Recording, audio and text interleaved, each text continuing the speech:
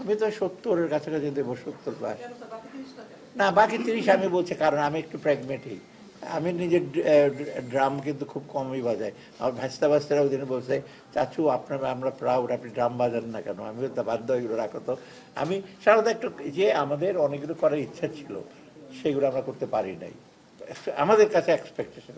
Second, যেগুলো করেছি একেবারে শেষ করে দিয়ে যেতে পারি নাই, অতএব ডেফিনেটলি 100 মার্ক কেন দেবো আমাকে? 70-80 হলে আমি মনে করি যে উই হ্যাভ স্টার্টেড। এবং কালকে আমি পিআরে সেমিনারও বলেছি, আমরা শুরু করে দিলাম, এবং যেগুলো আমরা শুরু করেছি জনগণের স্বার্থের জন্য, আমাদের কোনো এজেন্ডা ছিল না। এবং আমি পলিটিক্যাল স্পেয়ারেও বলছি, আপনারা সহজে কিন্তু এগুলো এড়াতে পারবেন না। না না, সবগুলি আপনার কন্টিনিউয়াস ধরেন এনবিআর একটা পুরোপুরি একটা কার্যকরী করা। এনবিআর ভাগ হয়েছে, কিন্তু আসলে কাজগুলো পলিসি বিভাগগুলো যে শুরু করতে পারতাম বেটার হতো আর কি। তবুও ট্যাক্স পলিসি আমরা একটা রিপোর্ট দিয়ে যাচ্ছি, আপনারা জানেন, ডক্টর জাহিদ স্যারটা পুরো ওটা গাইডলাইন হিসাবে কাজ করবে। তারপরে আপনার অন্য যে কতগুলো বাংলাদেশ ব্যাংকের ব্যাপারে ওরা বলতেছে স্বাধীনতা দিতে হবে, কিন্তু আমরা অনেক চিন্তা ভাবনা করে দেইনি যে এটা খুব লোডেড। আর বাংলাদেশ ব্যাংকের আইনটা কিন্তু একটা পার্টিকুলার গভর্নর মিনিস্টার হবে কিনা সেটা না, কিন্তু ভেতরে তার কতটুকু অপারেশনাল ইসে থাকবে। কিন্তু আমি মনে করি 4 বছর আমি ছিলাম, আমি কিন্তু কোনো অসুবিধা হয় নাই, গভর্নমেন্ট থেকে কোনো ইন্টারফারেন্স করে না। চ্যালেঞ্জগুলো, মেইন চ্যালেঞ্জ হলো, একটা চ্যালেঞ্জ তো হলো আমাদের যেটা এই বাণিজ্য শিল্পগুলোকে আরো অ্যাক্টিভেট করা। ব্যবসা বাণিজ্য যদি ইসে না হয়, এমপ্লয়মেন্ট আসবে না, যেটা সবচেয়ে বড় আমাদের একটা বড় চ্যালেঞ্জ। এবং এমপ্লয়মেন্ট না আসলে লোকজনের আপনার কি পারচেজিং পাওয়ার এটা ডিফিকাল্ট হবে, এইটা একটা সবচেয়ে বড়। আর বাংলাদেশ কিন্তু এখনও ইন্ডাস্ট্রিয়াল বেস কিন্তু খুব কম, আমরা ডিপেন্ড করি কি এক্সপোর্টের উপর। কিন্তু বাংলাদেশ তো আর হংকং আর সিঙ্গাপুর হয়ে যেতে পারবে না। আমাদের নিজস্ব industrial base, small medium enterprise, এটা একটা বড় ইস্যু। সেকেন্ড হলো ইনফ্লেশনটা এখনও আছে। তো ইনফ্লেশনটা খালি মনিটারি পলিসি দিয়ে হবে না, ইনফ্লেশনের একটা বহুমাত্রিক একটা জিনিস আছে, তবু আমরা চেষ্টা করেছি। থার্ড হলো ব্যাংকিং সেক্টরটা, ব্যাংকে যেটা আমরা রিঅর্গানাইজ করেছি। দেখা সমস্যা এত বেশি, এত মানে কঠিন কিছু কিছু পদক্ষেপ নিতে হবে। এখন যেটা করেছে গভর্নর প্রেজওয়ার্দি, but that is not enough. আপনি দেখবেন এখনও ক্রেডিট সাপ্লাই কম, এখনও লোকদের কনফিডেন্সটা কিছুটা আসছে, রিসেন্ট আমরা ডিপোজিট পেরেছি, ওটা একটা বড়। ক্যাপিটাল মার্কেটটা আমাদের জন্য খুব একটু, আমি চেষ্টা করেছি, একটা বেশি ব্যস্ত ছিলাম আমরা যে রেগুলেশনটা ইস্যু করার জন্য। ক্যাপিটাল মার্কেটে যাচ্ছে তাই অবস্থা ছিল আপনার ভিতরে, যারা জানেন যে হয়েছে। আপনাদের একটা হাইকোর্টে বহু কেস আছে, কিছু করতে গেলে হাইকোর্টে ওরা চলে যায় অনেকগুলো। অর্থাৎ ক্যাপিটাল মার্কেট আমি মনে করি এটা যদি ডেভেলপ না করি, ব্যাংকের উপর ডিপেন্ড করি, কিন্তু ব্যবসা বাণিজ্য হবে না। সব দেশে কিন্তু equity participation, share market, bond, বিশেষ করে প্রাইভেট সেক্টরে বন্ড মার্কেটটা দরকার। ইন্স্যুরেন্সটা আরেকটা খুব সেন্সিটিভ ইস্যু, আমরা চেষ্টা করেছি, খুব খুব সুবিধার তেমন না ইন্স্যুরেন্স সেক্টরটা, অর্থাৎ ইন্স্যুরেন্স ইজ ভেরি ইম্পর্টেন্ট। আর বাকিগুলো আছে আপনার জ্বালানি একটা সবচেয়ে বড় চ্যালেঞ্জ আমাদের। এটা আমরা একটা সে ভবিষ্যৎটা প্ল্যান করেছে, কিন্তু জ্বালানির জন্য আমাদের দরকার সোর্স ড্রিলিং করা। যেমন আজকে একটা প্রপোজাল আসছে, আমরা আরেকটু এক্সামিন করে দেখেন, অফশোর ড্রিলিং, তবে অন্য অন্য অল্টারনেটিভ এনার্জি, বিশেষ করে আপনাদের সোলার এনার্জি আমাদের কিন্তু খুব বেশি ডেভেলপ করতে পারে না। স্যার, আপনি দায়িত্ব নেওয়ার পরে পাচার হওয়া অর্থ ফেরানো নিয়ে যে তৎপরতা অন্তর্বর্তী সরকার দেখিয়েছিল, আসলে কোনো ফল আমরা দেখতে পেলাম না। বাধাটা কোথায় ছিল স্যার? আরেকটা জিনিস, ক্যাবিনেটে আজকে সব উত্তর দিতে হবে, আরেকদিন আসেন আমরা কথা বলবো। অবশ্যই যাবো স্যার, নিশ্চয়ই তোমরা যাবো স্যার। আপনি আপনার সম্পদের হিসাব দিয়েছেন কিনা, আপনার অন্যান্য সহকর্মীরা ক্যাবিনেটে জমা দিয়েছে কিনা? কোনটা সম্পদের হিসাব? আচ্ছা, সম্পদের হিসাব প্রথমটা হলো যে অর্থ পাচার করাটা আইডেন্টিফাই করেছে, কিন্তু ডিফিকাল্ট, কিন্তু আপনারা জানেন ভেতরের প্রসেসগুলো। আমি এসেই কিন্তু অর্থ পাচার ফার্স্ট মিটিংটা করে, যেটা 5 বছর পরে মিটিংটা হলো, আপনারা জানেন কিনা, মিটিং কিন্তু হয় নাই, তারপর আমরা সাব কমিটি করে দিলাম। কিন্তু অর্থ পাচার করতে প্রথমে তথ্যগুলো নিতে হয়, আমাদের দিক থেকে অ্যাকশনগুলো না নিলে, বাইরে যখন আমরা রিকোয়েস্ট করি তখন বলে তোমরা কী করেছো প্রসেসগুলো। আর বাইরে থেকে আনা কিন্তু মিউচুয়াল লিগাল অ্যাসিস্ট্যান্স থেকে খুব কমপ্লিকেটেড, সহজ না, অনেক ফর্ম সই করতে হয়। এবং কিছু কিছু দেশে তারা নিজের ভাষায় করে, যেমন জাপানে যদি আপনি কিছু করতে চান, জাপানিজ ভাষায় ওটা অনুবাদ করতে হবে, হঠাৎ করে আমাকে ফর্ম দিতে হবে, স্যার এটা তো এমনি দিলে চলবে না। যাই হোক, একটু কমপ্লিকেটেড। আর অর্থ যারা পাচার করেছে তারা খুব দক্ষ লোক দিয়েই করেছে, মানে আমরা দক্ষ লোকরা চেষ্টা করতে ধরতে, আমাদের আরও দক্ষ লোক হয়তো ওরা লেয়ারিং করা হয়, বহুভাবে কাগজপত্র তৈরি করা হয়, তবে আমি বলি আসার কথা যে আইডেন্টিফাই করা গেছে, আমরা জানি না কারা কারা করেছে, কোন কোন দেশে করেছে। এর চেয়ে বড় ব্যাপক হলো আমাদের বহু লোকের পাসপোর্ট আছে বহু দেশে, এগুলো আমরা জানি কোন দেশে কারা আছে। যাও স্যার কত টাকা আইডেন্টিফাই করা হয়েছে? না, সেটা এক্স্যাক্টলি ফিগারটা আমি বলতে পারি বললেন তো আইডেন্টিফাই করা হয়েছে। না। না, আইডেন্টিফাই করেছে কোন কোন দেশে আছে, কারা কারা করেছে, অঙ্কটা আমি বলতে পারি। সেই তথ্যগুলো তো আমি জানি কারা কারা কারা জানি, মানে কি না, মানে সবাই আবার পাচার করে ফেলছে যে সব না, কার কার বাইরে অর্থ আছে, কিছুটা আবার আপনার লিগ্যাল অর্থ থাকতে পারে, তাই না? সবাই যাবে পাচার করে চুরি করে নিয়ে গেছে তা তো বলা যাবে না। তাহলে আমরা যে পাচারের কথাটা বলছি, এখানে কি ওই লিগ্যাল টাকাটা সহ আমরা বলছি? না, লিগ্যাল টাকাটা কিছুটা লিগ্যাল আছে, যে হয়তো বাংলাদেশ ব্যাংক পারমিশন করছে, কিছুটা ধরেন রিটেন আর্নি, কিছুটা নোস্ট্রো অ্যাকাউন্ট থেকে হয়তো এক্সপোর্ট আর্নি কিছুটা পোর্শন রাখলো, সেইগুলো হয়তো আমাদের মেইন ছিল আপনার যেন 11টা না 12টা বোধ কি ইস্যু আমরা আইডেন্টিফাই করে, বাকিগুলো আছে। তো আপনার আসার কথা আসবে, মানে নেক্সট গভর্নমেন্ট যদি সিরিয়াস হয়, বেসটা তৈরি হয়েছে, তথ্যগুলো আছে, এনবিআর আছে, বাংলাদেশ ব্যাংকে ডেফিনেটলি তাদের কথা আছে, প্লাস আমাদের অর্থ মন্ত্রণালয়ের তথ্যগুলো আমাদের জানা আছে। আমি মোটামুটি একটা স্টেবল, আমি বলি পরবর্তী ইস্যুর জন্য আমার সবচেয়ে সাজেশন হলো প্লিজ ট্রাই টু কনসলিডেট। আমরা যেটা করেছি এটা সুসংগত করে, ভালো জিনিসগুলো আমরা তো ভুল টুল করে এটা করেছি, এটাকে যদি তারা কনসলিডেট করে তাতে সুবিধা হবে, তাদের নিয়ে যাও। You don't have to invent the wheel again. আবার চাকা আবিষ্কার করার দরকার নাই, বহু আবিষ্কার করা হয়ে গেছে। আমরা এই অ্যাকশনগুলো যে পরবর্তী সরকার কিছুটা নেয়। আর দ্বিতীয়ত হলো তাদেরকে আরেকটু আমার কোঅর্ডিনেশন দেয় গভর্নমেন্ট সেক্টর, গভর্নমেন্ট এজেন্সিগুলো, ওখানে সমন্বয়ের অভাব আছে। আর সম্পদের হিসাব বেশিরভাগ দিয়ে দেওয়া আছে, অ্যাটলিস্ট আমি তো বহু আগে দিয়ে দিয়েছি, 2 বছরে দিয়ে দিয়েছি। স্যার এটা স্যার প্রকাশ করা হলো না, এটা বোধ হয় ক্যাবিনেট ডিভিশনরা আলাপ করেছে, ওরা করবে ওদের মতো করে, এটা তো আমাদের দায়িত্ব না। মানে আমাদের জবাবদিহিতা তো ক্যাবিনেট ডিভিশন আমরা দিয়েছি, তারপর ওরা যেভাবে এই 2-1 দিনের মধ্যে কি করবে বোধ হয়, আমি এটা ক্যাবিনেট সেক্রেটারি আপনারা পাবেন ওই স্টেটমেন্টগুলো, অ্যাটলিস্ট আমারটা দেখেন যদি বেশি হয়ে থাকে। আমার যে সম্পত্তি বেড়েছে তেমন কিছু নাই। স্যার একটা সরকার চলে গেলে আগের সরকারে যারা দায়িত্বে থাকেন মন্ত্রী পর্যায়ে, তারা পরবর্তীতে গিয়ে মামলা মোকদ্দমা ফেস করতে হয়, এটাই বাংলাদেশের কালচার। আবহাওয়ার কাল ধরে চলে আসতেছে। স্যার আপনারা কি এরকম কোন আইনি জটিলতার আশঙ্কা করছেন? আমি তেমন দেখছি না, মানে আমার দিক থেকে অর্থ মন্ত্রণালয় এমন কিছু খুব ডিসক্রিপশন পাওয়ার আমি ইউজও করি নাই। আমার কাছে যেগুলো আসছে সেগুলো বিভিন্ন এজেন্সি থেকে আসছে, সহকর্মীদের ব্যাপারে আমি কোনো মন্তব্য করব না, কারণ আমার কাছে আসে তো টাকার স্যাংশন বা দেশে, সেগুলো আপনারা দেখবেন মোটামুটি কিছু কঠিন কঠিন চাইতো, যেমন প্রাইমারি স্কুলের টিচার হেডমাস্টারের ব্যাপারে একটা কঠিন ডিসিশন ছিল, তা একটা গ্রেড উপরে করে দাও, যাও আমরা অ্যাকোমোডেট করেছি আইনের মধ্যে থেকে। না, ভুল মানে আমাদের শোনেন, ভুল ব্যাপারটা হলো, প্রথম হলো আমরা চেষ্টা করি ইনস্টিটিউশনগুলো একটু ঠিক করতে, আমাদের প্রতিষ্ঠান যে খুব যে ঠিক করতে পেরেছে তা না। কারণ আপনি জানেন ইনস্টিটিউশন বলতে গেলে বাংলাদেশ ব্যাংক আছে, এনবিআর আছে, তারপর আপনার পোর্ট টোট, এগুলো অনেক, আর প্রসেসগুলো আছে, কিন্তু আমরা কিন্তু অনেক প্রসেস কিন্তু অনেকটা বেটার করছি, এটা একটা আপনারা দেখেন। ইনস্টিটিউশন বাংলাদেশ ব্যাংকে দেখেন অনেক প্রসেস সেফটিফাই, এনবিআরের অনেক জিনিস সেফটিফাই করা হয়েছে, ন্যাশনাল সিঙ্গেল উইন্ডো করা হয়েছে, এগুলো পুরোপুরি হয়তো ইনস্টিটিউশনটা বদলানো যায় না পুরোপুরি, কিন্তু এই প্রসেসগুলো কিন্তু মোটামুটি ব্যবসায়ের কিছুটা ইচ্ছা আছে। অর্থাৎ আর ভবিষ্যতের জন্য আপনারা সবাই সহযোগিতা। আর একটা জিনিস আমি বলি, একটা পজিটিভ মানে রিসার্চ করুন ফাইন, কিন্তু আপনার প্রথম বলবেন যে ঠিক আছে এটা করেছেন বা সম্পূর্ণ না, বা এটা এই শুরুই করেন ভুল। আমি মাঝে মাঝে দেখি ফ্র্যাঙ্কলি টক শোতে বলে কিছুই দেখছি না, আমি তো চিনি সবাইকে, আমি তো তাদের দৃষ্টি আছে কিনা দেখার পর ইচ্ছা আছে কিনা, কিছুই দেখতে পারলাম না। 17 মাসে কিছুই দেখতে পারেন না আপনারা।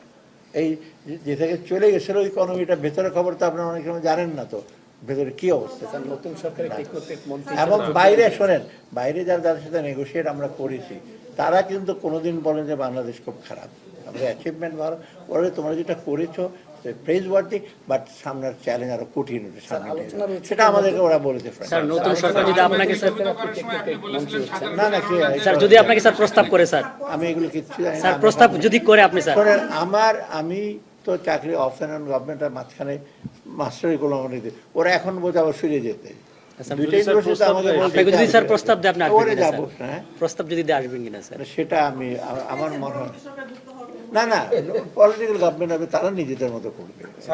স্যার সম্মিলিত পাঁচ ব্যাংক নিয়ে খুব অস্থিরতা চলছে, না, আমি বিশৃঙ্খলা চলছে ক্লাসে স্যার। অনুরোধ করি আপনারা একটু পজিটিভ, ভুল ত্রুটিটা আমরা ধরিয়ে দেবেন, সেটা হলো সবচেয়ে বড় জিনিস। আমি বললাম যে ভুল তো কতগুলো হয়েছে অনেক জায়গায়, তা আপনার হিসেব মতো আমি চেষ্টা করি আর কি, আমরা চেষ্টা করি, হয়তো পারিনি পড়ে। রাজনৈতিক সরকার আসলে তখন ওই সময় সরকারের অনেক মামলা মোকদ্দমা ফেস করতে হয়েছিল নানা দুর্নীতি নিয়ে। আপনারা শঙ্কা করছেন কিনা যে আপনাদের সেই ওই রকম তো আমি তো ছিলাম 111-এর সময় গভর্নর ছিলাম, তখন তারা অনেক কিছু করেছিল, খুব খুব ইসে না, সুখকর বা ইসে না, প্যালাটেবল না সবগুলো, আমি জানি। বাংলাদেশ ব্যাংকে করতে পারেন, যেটা I had a very strong guard দিয়েছি। আমি সোজা সোজা বলেছি আপনারা যাই করেন ব্যাংকিং সেক্টর। এমনও হয়েছে ঘটনা, আমাকে বলে স্যার আপনার ওই এমডিকে আমরা, I have the authority to pick him up, please stop, leave it to me. তো তারা পারে নাই, আমি ওটা বাধা দেওয়াতেই কিন্তু হয় না, ওরা তো জায়গায় জায়গায় ধরে নিয়ে যেতে পারে, বসার তো সারাদিন। এগুলো তো আমি জানি স্টোরিগুলো। সকালবেলা যেত 4টার সময়, তো এখন বলছে 9টার সময় আসেন, 5 ঘন্টা বসে, তো আমার তো অফিসার স্যার এক এমডি বসেছে, পানি খেতে চেয়েছে পানি দেয় না, চা খেতে চেয়েছে চা দেয় না, এগুলো হয়েছে। কিন্তু আমি তো আই ট্রাই টু ইসে সেরকম পাঁচ ব্যাংক একীভূত করার সময় আপনি বলছিলেন যে সাধারণ যে শেয়ার হোল্ডার তাদের ক্ষতির বিষয়টি দেখবেন। এটা আমি বলেছি, এখনো এটা কনসিডার করবো আমরা অ্যাক্টিভলি। এটা গভর্নর সাহেব তার মতো করে ব্যাংক হিসেবে বলে, কিন্তু আমরা বলছি যে ডেফিনেটলি যারা ডিপোজিটার, যাদের ডিপোজিট টাকা আছে বা এফডি আছে, সবাই পাবে। সেটা আমরা দিলাম 30,000 কোটি টাকা, আমরা কেন দিলাম 12,000 কোটি টাকা ডিপোজিট ইন্স্যুরেন্স, 42,000 কোটি টাকা দেওয়া হলো, ওরা এটা করবে। সেকেন্ড হলো শেয়ার হোল্ডারদের নিয়ে একটা ব্যাপার আছে, কারণ শেয়ার হোল্ডারদের একটা টেকনিক্যাল ব্যাপার কি, শেয়ার হোল্ডার যখন শেয়ার ভ্যালুটা করে, নেট অ্যাসেট ভ্যালু নেগেটিভ হয়ে গেছে বেশিরভাগই, তখন টেকনিক্যালি ওরা বলে স্যার আপনি দেবেন কেন, ওরা তো শেয়ার কিনেছে, ওরা তো ওনার। তবু আমি বলছি না, ওরা তো বাজারের সিগন্যালে এটা কিনেছে, আমরা উইল ট্রাই টু অ্যাকোমোডেট কতটুকু করা যায়। ওইটা অনেক সময় এই যে যারা সিকিউরিটি এক্সচেঞ্জ কমিশনের বলে তারা কী করে দেবেন, ওরা তো কিনেছেন। এফডি যারা রেখে ডিপোজিটে, তাদেরকে আমি প্যানালাইজ করতে পারি। তবু আমি বলেছি যে আমরা ডেফিনেটলি এটা দেখব। এখন বাইরে একটা পারসেপশন আছে যে কীভাবে দেবো কত, এটা we are working out. Definitely minister finance এটা ইস্যু করবে। সেক্ষেত্রে কি সম্মিলিত ব্যাংকের কোনো শেয়ার তারা পাবে? সেটা মডারেটর ইস্যু করে, এটা একটু সময় লাগবে যারা শেয়ার হোল্ডারদের জন্য।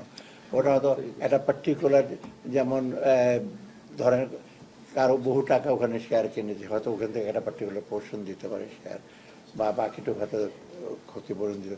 ওটা একটু কমপ্লিকেটেড না, ওটা একটু হিসাব টিসাব করতে হবে, কারণ বার্ডেনটা তো পুরোটা শেয়ার হোল্ডারদের নিতে পারে না।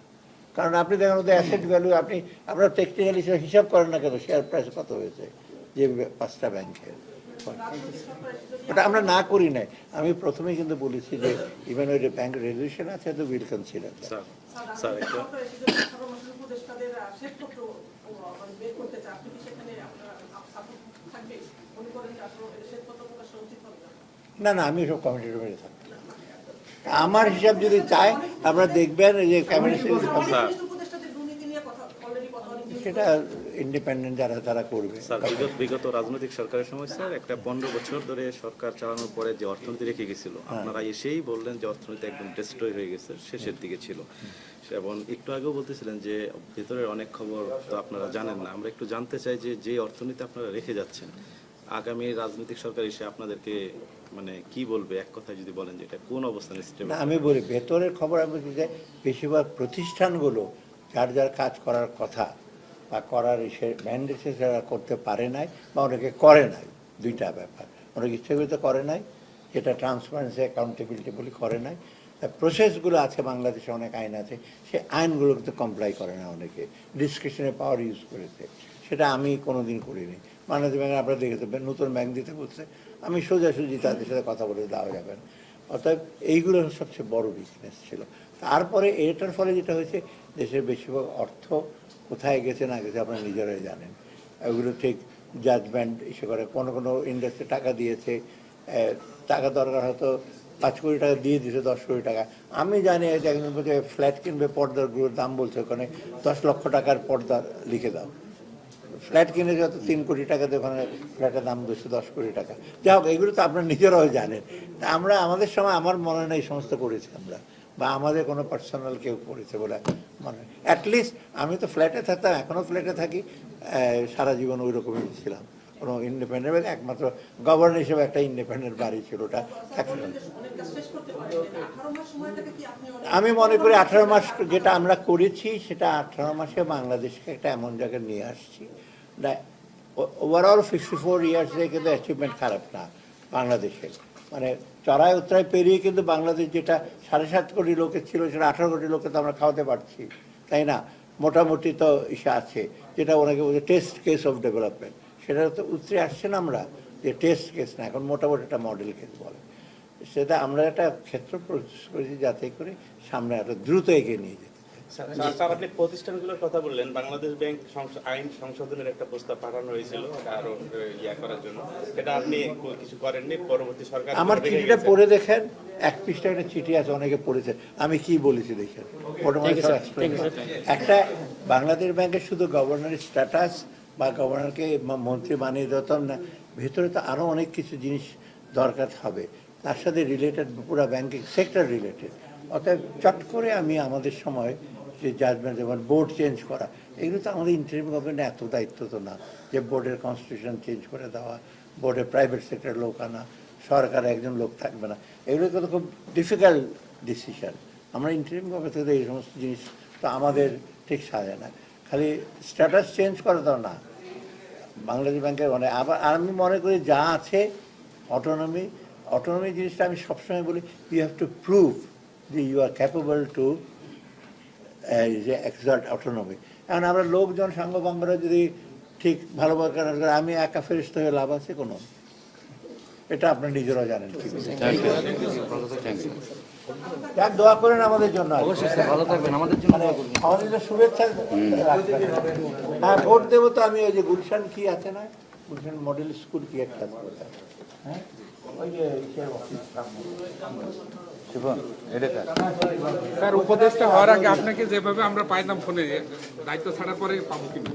না, সেটা আমাকে পাবেন। আমি ভাই ফ্র্যাঙ্কলি বলি, আমি অনেক লোককে এমন ইন্টারভিউ দিয়েছি যারা আমাদের ব্যাংকের চেয়ারম্যান বলে, ফ্র্যাঙ্কলি বলি 2 জন, তো স্যার আপনার কাছে যেভাবে আমি রিচ করি আমরা অন্যদের কাছে রিচ করতে পারি না। নামে বললাম যে ওনার সাথে তো কথাই বলতে পারি না আমরা, আমার কাছে ওরা বলে। আমরা যারা অর্থনীতি নিয়ে রিপোর্ট করি, আপনি উপদেষ্টা হওয়ার আগে আমরা কিন্তু নিজেরাও আপনাকে প্রশংসা করতাম যে যখন খুশি আপনাকে পেতাম নিউজের জন্য এবং কোডের জন্য, যেটা স্যার হয়তো এখনো পাবেন। এখন তো আমি একটু সব কথা বলতে পারবো না, আবার শপথ নিয়ে নিয়েছি তো অনেক কিছু, শপথবদ্ধ হিসেবে আমরা অনেক কিছু বলতে পারবো না।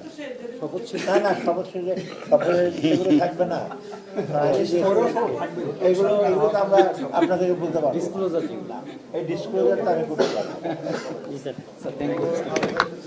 কালার এক্সপার্ট এবং ডার্ক স্যাপ সমৃদ্ধ অরিক্স অ্যাডভান্স ডিটারজেন্ট পাউডার, আপনার লন্ড্রি এক্সপার্ট।